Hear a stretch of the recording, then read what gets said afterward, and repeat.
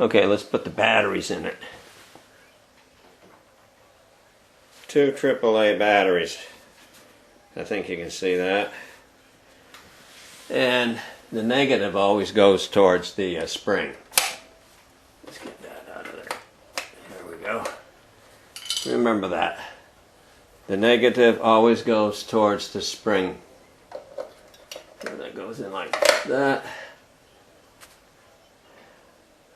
And like this.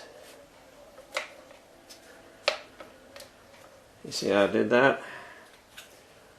And then 2 tabs go down at the bottom like that. And just make sure she's going in there. And she's in.